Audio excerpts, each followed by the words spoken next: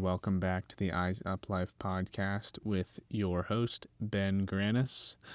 Here at the Eyes Up Life podcast, we are working to fight distracted driving, help people live healthier, happier lives by putting the phone down and living with their eyes up. Eyes Up started as a 7,000-mile bike ride around the United States to raise awareness for this important cause, and now Eyes Up is a mission to further spread the dangers of distracted driving, promote digital wellness, and help prevent unnecessary deaths that happen in this country every single day because of distracted driving. On this episode, we are speaking with the Browns, consisting of Wyatt and Landen. Wyatt is Landen's father. Landen is just 9 years old and is already competing at a near professional level in the sport of rock crawling. Wyatt plays an important role in this team as the legal guardian of Landen and also is the coach of Landen when he's behind the wheel of his rock crawling buggy. I interviewed the two of them in Skeety, Oklahoma, really in the middle of nowhere in Oklahoma, and had no idea what rock crawling was going into this.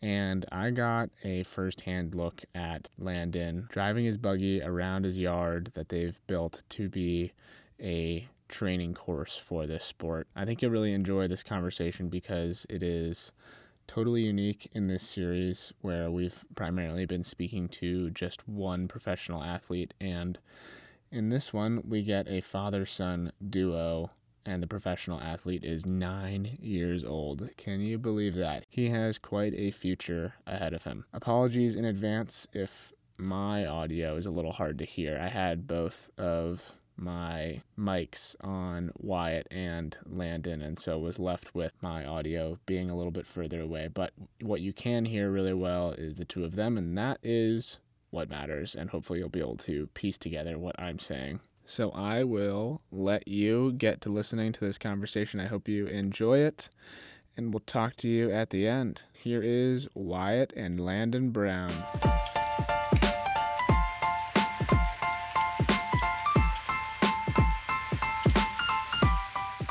My name's Landen Brown, and I'm from Bixby, Oklahoma.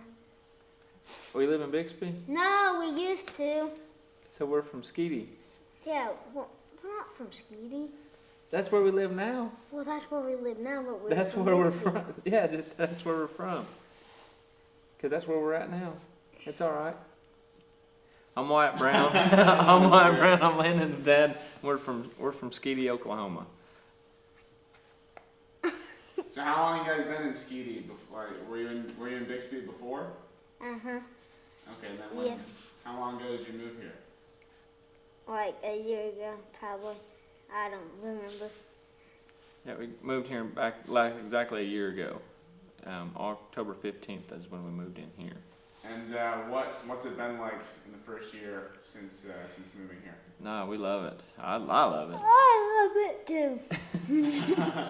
What do you love about it, Landen? That I don't really know a lot of it.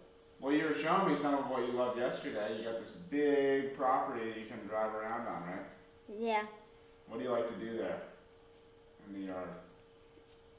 I just like to go fast in my buggy and in the yard most of the time, and most of the time we go in the creek. Could you tell me a little bit about your buggy and what it is? Is it one of these things behind you? Yeah. Which one is it? Is it that one over there, or is it that one? That one. Well, tell them a little bit about it. Are you drawing a blank? Yeah. All right, maybe your dad can help fill in a little bit while you're waking up. Right. Somebody's sleepy still. But no, it's a little rock crawler I built for him to compete in.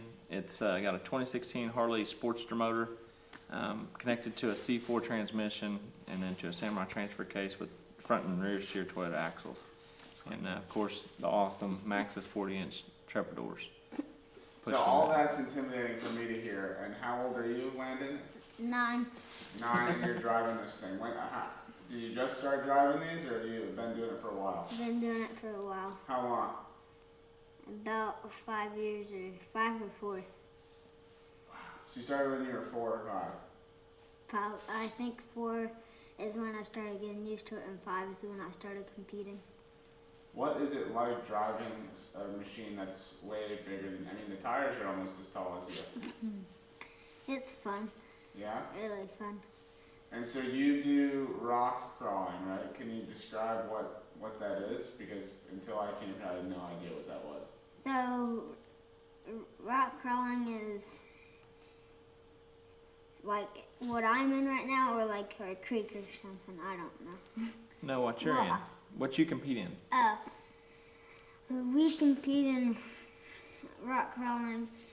There's these cones that you try to not hit, and if you hit them, it's regular cones. I think 1, and if you hit a bonus cone, it's 10, I think, and then a backup's I don't remember it. You don't remember?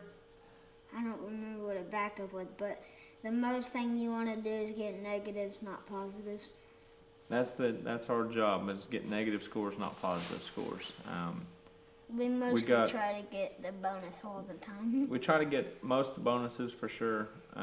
He likes the competitive side of it, like the harder stuff. The tricky lines he likes to try to do. Typically especially now, we'll get to a course and we'll look it over, and I'll pretty much let him decide, hey, what do you want to do? And most of the time it's what? Bonuses that he likes to do, all the hard stuff. And so, I mean, it's like golf. It's we compete in Weed Rock, World Extreme Rock Crawling. We're coming up on our 5th year. Yeah, our 5th year. Yeah.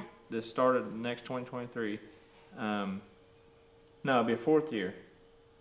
I don't know, it started in 19, it's still early, so. But anyways, but it's basically, they got four different courses on Saturday and it's on Sunday. Sometimes it's Friday nights and Saturday nights, depending on where we're at. But you have 4 gate sets you typically go through. You got 10 minutes to complete the course. And then you got bonus lines and standard lines. Bonus lines are -10 if you clear it. Standard lines are 0 if you clear it.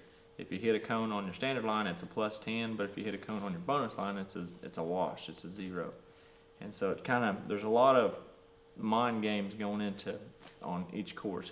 Each team has their own strategy that they're going to do. And so, it's a tough competition for sure. And I enjoy it. What about you? I enjoy it too. So, Landon, are you competing against other 9-year-olds? Probably about one or two. There's one that we went against at finals last year, and then I think last year, I don't know. And then there's like an 8-year-old before I turned 9. Probably I think last year. Yeah, that was at Farmington. Yeah. We had 2 8-year-olds, him and another one competing at Farmington last year at the Nationals. Not this year, but last year. What did? But you compete against mostly adults now, though. Mhm. Yep. Well, besides that kid at Farmington. Yeah, he was in your class. Yeah. Yep. But most of the time he's competing against adults. How does that feel for you to be, competing against people who are 30 years older than you, or 20, 30 years older than you? It feels cool. Do you talk to them, and is that part of the experience? Yeah. Yeah? We mostly talk to them, not all the time, but most of the time. Wow, it must be really cool for them too to be, going right next to someone who's less than half their age. Yeah, it's really a lot of fun. We're friends with almost every competitor of the team out there for sure, and it's fun just to hear them. Like when we do a great line, they're like, "Oh no, now you're gonna push us," or if we do bad, it's still like, "Hey, you guys are doing great. Just keep it up." We're all on each other's team at the end of the day. Right. Yes, we want to win, but it don't happen all the time. So, but How is it for you as a parent, Wyatt, to be, your son's in this big vehicle? Is it scary? Do you feel safe? I mean, I don't know a whole lot about the safety components of this, but what's it like? no, I have no problem at all letting him do whatever he wants to do in it. I mean, there are some times I'm like, no, we're not doing that. But as far as safety wise, I'm not worried about him at all. He knows exactly what to do if, in each scenario, if something does happen. It's almost automatic. Like, he's a little kid here, but when he gets behind the wheel, it's a whole different kid. Like, like a game face just comes on, and it's super, super fun to watch. How did you get involved in this? Were you ever involved in rock crawling yourself, or? I never, on a competitive level, never. In fact, I didn't hear of We Rock until the fall of 2018, and then that's when I got a hold of Rich Klein and started talking to him, and he told me to bring Landen down to Texas and let him line up, let him compete. And but as far as that goes, I just played with the welding machine and a tube bender and at the house. And so you made this yourself? Yeah. Nope, I built both these myself with some help of some good friends of ours. Besides Grandpa. Huh? Grandpa was his idea to use the Harley motor. It was my dad's idea to use the Harley motor for the new one, and just something different. Something instead of ran regular car engines that we could have done, but might as well just push the limits if we can. Yeah. Try something new. Well, it sounds like it's really a whole family experience at this point. It Yes. really is. It is. Family involved, Landen? No. Is the whole family involved? Yeah. Yep. But a lot of family and friends for sure that help out. I don't know, it keeps everybody close, I guess. Right. Well, why? This sounds like it could be a full-time job for you. Is this your full-time job, or you work outside? No, I'm an electrician by trade. But if I'm not at work working, I'm in the shop working, trying to make things better and change things up as much as I can, just to keep both boys going. And Yeah. so next year, Gunner will start competing in 2023. Him and Landen won't compete against each other, but they'll be on the same courses, and so it'll be cool to see who scores better on what courses. Right. He's gonna be pushing. Little brother's gonna be pushing big brother, that's for sure. And I want to go against a Gunner sometime. You are on scores. Well, when I turn 12, then I would have to wait until he turns 12. Yeah, well, that separates you guys a little bit. So what happens when you So. turn 12, Landon? Then I can do the A courses, the big courses. Yeah, all right. But you still got 3 years before that's even here. So, I mean, you'll be A all lot of right. life between now and then. Yeah. Yeah. So Wyatt, you're an electrician. Is that what you wanted to do when you were younger? Like, what did you have like a dream when you were growing up of something? Like, did you want to be All through high school, I never really paid attention to what I wanted to do. I made great grades, but I was racing motocross every weekend. We were going racing somewhere, and then once high school was over, I was like, oh, what do I do now? And I was still racing, but a guy on our riding group said, what are you doing after high school? And I said, I don't really know. And he's like, well, man, my dad owns an electrical company. Why don't you come work for us? And you can still go racing whenever you need to, but at least you're making something. All right, so then that's what I started when I got out of high school. Started working as an electrician, and then kind of went from there. So, but yeah, I didn't really have a dream job, but if I could do this full time, that would be my dream job. right? Absolutely. Well, maybe Absolutely. down the line. Yeah, but so once both boys are, if they both end up competing in this for a while, that could end up being you could be the full-time support, huh? That's gonna have to be it. Right. Oh, I forgot that you'd have to spot both of us. And what if we both have to go at the same time? No, that won't happen. I won't. No. Well, you guys will be probably running again. I'm sure they'll put Gunner with us, our group, as we're going along the courses. So I think it'll be fun. We'll figure it out one way or the other. So. Is there something that you're, like, is a dream for you growing up, or is this it? Like, is there, like, if someone asked you what you wanted to be when you grew up, I guess I'm asking you right now, what would you say that is? I don't know. Would you want to compete in off-road, or you want to go do shark hunting, or what do you want to do? What do you want to do? What do you want to do when you grow up? Why would I go shark hunting? That's my favorite animal. I don't know. I'm just asking. Or would you study sharks in the Be ocean? a shark rescuer. Yeah. But what if I'm rescuing a megalodon? A what? A megalodon. What's that? The biggest shark. Wow. Well, I don't know. You have a whole team to help you. That seems exciting. What if you seen one now, huh? Is that what you're thinking? I'd never go shark. You'd never go back in the water? No. It scared me. But, now what do you... Question. Yeah, right. I do want it. I don't know what I want to be, but I have lots of things on my mind. But for now, are you happy with rock crawling? Yeah. And you play other sports as well? Yeah. Football or baseball. Which one's your favorite? Baseball. Baseball. That's coming up in the spring, right? I think so. Okay.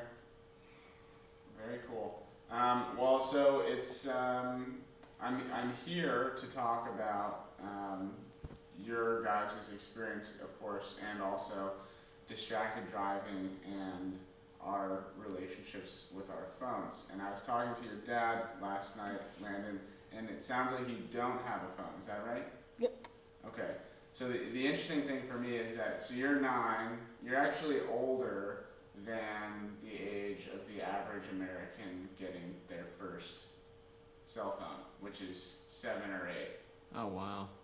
Which is kind of crazy to think about. I mean, you growing up, cell phones Weren't even around. and for me, I didn't get a cell phone until I was almost in college. Do any of your friends at school have phones? A lot of them. Really? And what's that like for you? I don't know. I mean, are they on them all the time in class or anything like that, or? No, because she has the cell phone jail that you have to put your cell phone in. The Besides- cell phone jail? Yeah, What is it? it's like a phone jail thing where you put your phone in there and she locks it up. And this is your teacher? Yeah. So how does that work? Like when you first get into the classroom, you put your phone in there? Yeah. When we first come in, some kids don't even bring them. But when they walk in, she will open it up and she'll say, "Last chance for cell phone jail if you have any," and then they'd put it in there and she'd lock it up and then they can't get it. Until the end of the day? Yeah. Okay. Do you wish you had one? Not really. What based on your interaction with your friends, what do they use their phones for? Most of the time to call their parents or something Yeah. if they don't know where they're going after school. Right. But They play on Facebook or anything like that? I don't know. You don't know? What about TikTok? Any TikTok videos going on in class or school? No. No? Well, good. Why? How about you? When did you get your first phone? Oh man, I was might have been sophomore in high school when I got my first phone. No, yeah, I was a sophomore in high school, Wow. and when I got my first one, and then like all the, social media stuff like that wasn't around at all. I mean, it was just text messaging, calling, and picture sharing. Really, is what we had. But then, of course, doing what we do, we've got to do a lot of social media stuff constantly. Well, not constantly, but just Most of the time. most of the time. But that way we can just kind of help the supporters that support us, in the sport that we like doing. And but I mean that's I don't know. So were you on? What was your experience with social media before all this started? I played a lot around on Facebook, little bit on Instagram, just kind of keeping up with friends and stuff. And that's really, I shared a lot of pictures of going, just wheeling, off-roading, a lot of, just standard hunting pictures, just basically everyday life that we had going on. And then when I built this, I started sharing pictures of, the progress of how Sub-Zero was going. And then I got a lot of people start chiming in. It's like, man, you need to make a Facebook page and just start going from there. And so I did, and it kind of took off. And then once he started developing and wheeling and doing great, then it was just people started reaching out. Well, why aren't you having him in competitions and stuff? And then so I didn't know anything about competitions going on. I mean, I knew the regular rec wheeling and having fun and going on. And then when competitions come around, it's like, this is a whole lot more fun. Just because the adrenaline, you don't know how fast 10 minutes goes by until you're on the course. You're like, no way. When you're on the course, it's like 5 minutes and it's done. Yeah, but in a classroom, 10 minutes is a long time, isn't it? Yeah, because, but the only reason why is because when you don't like doing work, I feel like God slows down the time so you can get it done. I don't know. It's weird. So when you don't like doing the schoolwork, you think God slows the time down so make you do it. And then when we're on the course, you think 10 minutes, he speeds it up because we're having so much fun. Is that what you think? Yeah. I mean, that is kind of, I would say true, maybe school's like school's a unique example, but when you love what you do, the time just flies by. Yes. And life's just kind of. And then when you do your work really fast, then the time just goes by faster than you think. Or like if you get on. Put your leg down, bud. Or if you get on the computer and you're on something that you like, a game that you really like, and then time flies by. Yeah. Fast. Yeah. Well, so you don't have a phone, so I'm going to focus on your dad for just a second here, but I'm wanting to try an experiment. It's not an experiment, but I don't know if you've ever looked at your phone's screen time before. Have you? No, I haven't. Do you have your phone with you? Yeah, I do. All right, so we're going to do it at the same time. Oh, we man. can see what we're looking at. So if you go into the settings on your phone, Okay.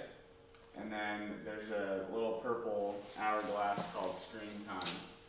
Yep. Okay, last week average is 3 hours and 34 minutes. Okay, mine, and I think this is skewed because I've been driving with my phone screen as the navigation. It's 8 hours and 52 minutes a day, which is more than normal. But what's your, it'll tell you your most used app. What is it? Most used app? Okay, it's Facebook. Facebook. That's- How much? That is true. Five, What is it? How much time? 5 hours and 31 minutes. So that's for the week, right? Yes. Yep. We're seeing that number, how do you feel? Like that's 5 hours and 31 minutes of. That's a lot of time. That's a lot of time on, definitely on the internet for sure. And that's way below the average for the average American on social media. I have to pull up the note, but there's a study that says that the average American over the course of their lifetime will spend 5 years of their life on some form of social media. Oh wow. And the study broke down the usage, and the average is per day. YouTube is about 40 minutes, Facebook's 35 minutes, Instagram 15 minutes, and then Twitter for a minute. Which doesn't seem like a lot, right? You could easily watch a couple 20-minute YouTube videos, scroll through Facebook. I think actually your stats say that you'd be on Facebook for more than 35 minutes a day. But if you add up just those minutes over a lifetime, that's over 5 years. Oh wow. Man, that's a lot of wasted time. Yeah, it's kind of crazy to think. Like It just the is. small things, and there's statistics like how much time you spend at a red light, at red lights, which is also like a crazy amount of time. Right. But it's time that you can easily spend doing other things. It's harder to control how long you're at a red light for. Right. Yeah, but when you're on Facebook and social media apps, like what's your experience with that? Does it seem positive or? Yeah, it's positive. I scroll through just to kind of see what friends are doing. Like this weekend, especially, there's the giant Ultra 4 race over just an hour and a half from here. It's the National Ultra 4 race, and I wanted to go, but it just with football games and everything else, we just couldn't make it work. But that's what I do most of the time. Like in fact, this whole week was seeing friends and seeing teams leave to go up, and I was just checking on seeing how they're doing and what's going on. But it's also a way that we stay connected with all our friends and stuff too. Just kind of see, hey, what's going on between everybody. But really, that's really about it. When you're hearing all this, Landon, what are you thinking about? I don't know. You have anything you want to input? You want to put on anything? Yeah, I don't know. No? All right, well, let's talk about the driving side of things. We were chatting a little bit yesterday about there's tons of distractions when we're in the car.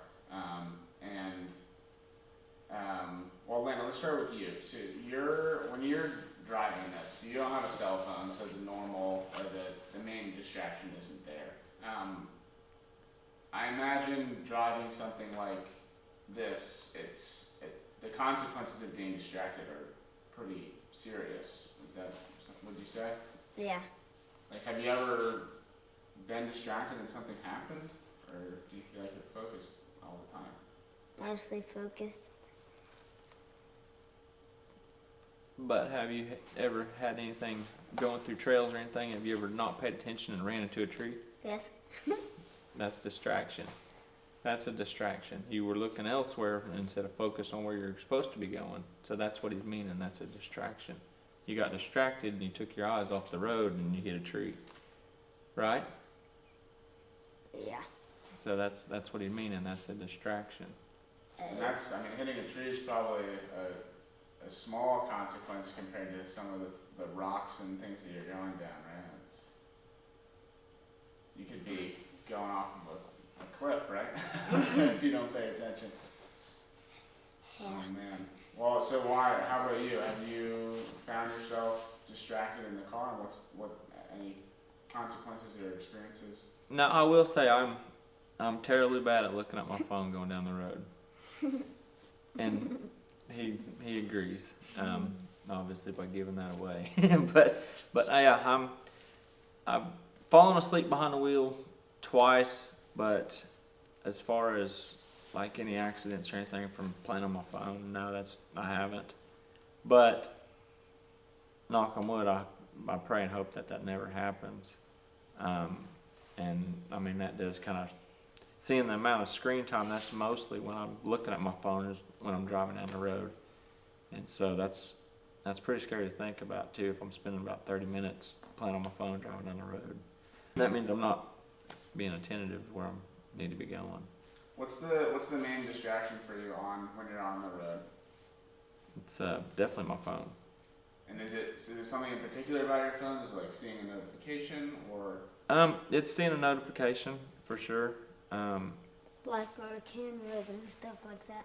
Yeah, well, I've got deer cameras all throughout the place too, and that's a distraction for sure, especially when we're driving down the road and we see a deer notification pop up, we're immediately checking them, but we shouldn't be. It's at the worst times possible to be looking at your phone for sure. Especially on the highway. But I get a lot of text messages and then Facebook notifications. I'm like, especially if I posted something, it's always enlightening to see what people have to say about it, And I don't know if that's just kind of like how would you describe it? Almost like just kind of a motivational boost, so to speak, I guess. And so I don't know if that's something that people chase, maybe, which it very well could be. They just want that follow, I guess. I'm not so bad about it, But I don't know. It's kind of strange. I don't know if I'm not making sense. I don't know, but I mean, there's a lot of reward systems built into the social media platforms. I think Right. that we're all in some form addicted in a little way. Yeah. To some more than others. Yeah, I agree. That's weird to think about, honestly. Yeah, it is when you kind of like step back and realize why we're Yeah. so eager to look at these various apps. You know, when you see the little notification bubble, it's like it makes you feel excited. You know, you don't know what's going to be there. What it could be someone, you know, doing something awesome. Like there's a lot of good things about it, but it is kind of like rewiring us in a way that maybe isn't super healthy. And so what can I don't know, I mean, it's nothing, that's what I've been trying to learn myself, is it's nothing that can't wait until we get to where we're going to. And she's on me all the time about it. She's like, can you just put your phone down and drive? And yeah, and then, you know, I do after I get, you know, getting in trouble by both, you know, her and the boys. But I mean, I don't know, I need to learn that for sure. Yeah, I mean, we were talking about this last night, that it's something that's challenging for me because I think like to talk to people about, because I've talked with a bunch of people who have been either directly or indirectly affected by distracted driving, and just those conversations alone gives me like the understanding of how important it is to not give into the temptation of looking at your phone while driving, because like there's one woman I talked to who lost both of her parents in a crash because of a distracted driver, and she was in the car. Oh, She wow. survived, thankfully, but she was in a coma for 3 months, and then woke up and both of her parents were dead. Oh, wow. And that's like, well, I don't need to hear much more to realize that being on your phone is like not worth it ever. But like, how do we get through to all of the people who are just, you know, it's not like you're not on your phone with bad intentions or anything. It's all like because the temptation's there, you know, and it's so easy to do it. So how do we make the change culturally? I don't know if you have any thoughts on it. You know, now that you brought kind of this to my attention, I've never really realized it was like the severity of it, I guess. You know, you don't think about the bad things that could happen. You just know, like, hey, I'm looking at my phone, but you don't think about what possibly on the other side of that, the bad side that could happen. Right. It's almost like I noticed a couple times I was texting you and you would have an icon pop up like, hey, I'm driving, I'll get back with you as soon as I'm stopped. And I thought that was pretty cool. Do you want to do it on your phone? Yeah. Because I can show you right now. Yeah, let's do that. So if you go back into settings. Your focus is ready. Done. Sweet. All right. Hey. Oh, there's the auto reply right there. There we go. I'm driving with focus turned on. I'll see your message work. There you go. Yeah, and I think it's a very small thing to do from your side of things. I wish it was way easier for people, because most people I talk to have no idea that exists. And they're like, why is your phone texting this way? Yeah, see, I didn't know it existed either. Yeah, and it keeps the conversation going, because people see the text and they're like, oh, that's cool. Like, he knows that that you're driving, or whoever's contacting you knows that you're driving. You're focusing on that, you know. Right. It doesn't work it blocks Facebook notifications, but if someone's trying to reach you through other apps, it doesn't work, unfortunately. But it's, you know. So at least a start, for Right. sure. Right, yeah. Huh. Yeah, that's pretty cool. I'll have to leave that one on. Well, yeah, see how it goes, and see if, I'd be curious to hear if it does start to sort of change your habits in the car. Okay. Yeah, I'll definitely let you know. Definitely let you know. And the thing, I was talking to, I forget who it was, but I was talking to someone else about this, and it's like a common thing for people to say is that they're like, I'm really good at driving and multitasking, which is not true. Like, you can't multitask. If you're looking at your phone, you may be able to keep your car going in a straight path, but you're not actually driving. You're holding the wheel and maybe pushing the gas, but you're not actually, like, you're not focusing on the road, which is the most important part of driving. Right. So a lot of people are super lucky, and you've been super lucky that whenever you've been distracted by your phone, nothing's been in your path. But it's just those when variables come together in a bad way that people get unlucky and hit someone who's either biking or just like go through a red light and hit someone else. That's when it's like, oh, that's when people realize like that Right. it's not good what they're doing. And it's, you know, it's just like a number of factors going the wrong way for that to happen. And by that time, by realizing at that point in time, it's generally too late. Right. So. Yeah. So that's like part of the goal is trying to get ahead of it so Right. that people realize that it's very avoidable. And you will be fine 99% of the time, but, you know, God forbid, you're in that 1%, it's really bad. Yeah. And you don't want to have to live with that. That's very true. Yeah. And I don't mean for this conversation to be super heavy, but I appreciate your openness about your experience, and I think a lot of people will benefit from it and being honest, you know, rather than just saying like, oh, I don't drive distracted. But we all have work to do, you know. Yeah. And that's Everybody's distracted. I'd say a good portion of the country anymore is distracted driving down the road. I mean, how many times do you or me or get behind a vehicle that when you pass them, they're, you know, locked in, yeah. not paying attention where they're going. It happens all the time. And man, that's kind of it's scary to think about. Yeah. Well, there's some benefit in the shock value. That's not generally the direction that I like to go because it's less fun to talk about. Right. But I think some element of it is important for people to kind of like get it, you know, rather than just like having sort of like a laughing conversation. Oh yeah, don't drive distracted, you'll be fine, you know. Yeah. But yeah, so I don't know. I'm trying to figure out like the way to, because the goal of this video that I'm making is to make the road safer for everyone. And I think if we can get even a handful of people to, you know, do what you just did, I think that's huge. That you're open to putting the driving focus on your phone. If we can get more people to do that, then that's a big step. Yeah, that's a Yeah. plus, for sure. Yeah. Yeah, I don't know how do we get that message out there? That's the main question. Yeah, I think it's a cultural thing. It's like people have compared it to like smoking and drinking while driving.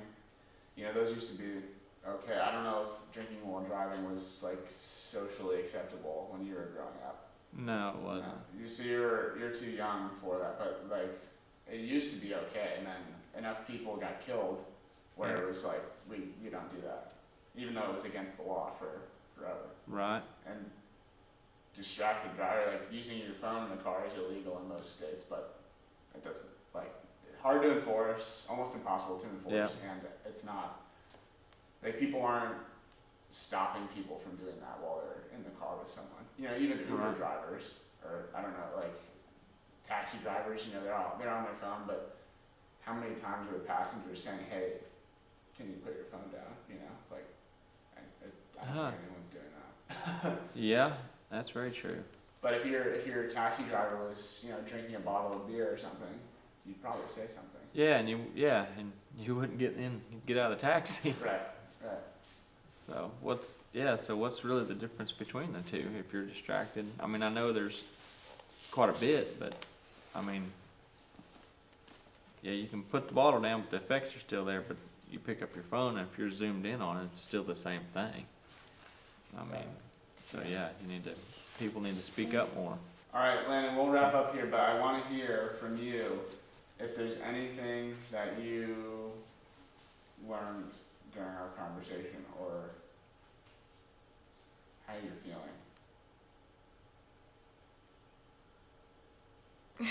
It's okay if you don't want to answer. The simple answer, I know you listen to everything, but I mean, how would you feel if, like we got in the truck just after this conversation and we go to town and I'm looking at my phone, are you gonna tell me to put my phone down? Uh-huh. Huh? Yes. Yes. How about you, Wyatt? What's the takeaway for you? Yeah, I'm definitely gonna put my phone down while driving. Yeah, that just kind of shed some light on how whatever we're going, it can wait till we get there. Yeah. It can wait till we get there. For And it's sure. worth it so you guys can have, super long careers and be safe and as healthy as you can, right? Yes. What's something you're looking forward to, Landen, in the next year?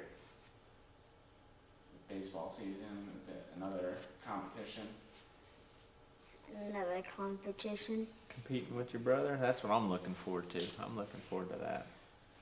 Looking forward to both of them walking the courses together and looking at it and just kind of interacting and seeing what their strategies are going to be. I don't know, how do you feel? You ready to let your brother whoop up on you? You think he will? Yeah. You think he will? Oh, no. You're Yeah, just, think about it first. yeah. Oh, man. But All right, well, thank you guys for sitting down. It was really awesome chatting. You're welcome. thanks Ben for coming out. Yeah. Thanks Ben. Yeah. Anything else you want to say? Are we good? We good? Yeah. So there you have it. That was Wyatt and Landen speaking about their crazy cool career that they have going for them. And I just can't believe that Wyatt built these vehicles from scratch. So he built one buggy for Landen, and then he built another one for his other son.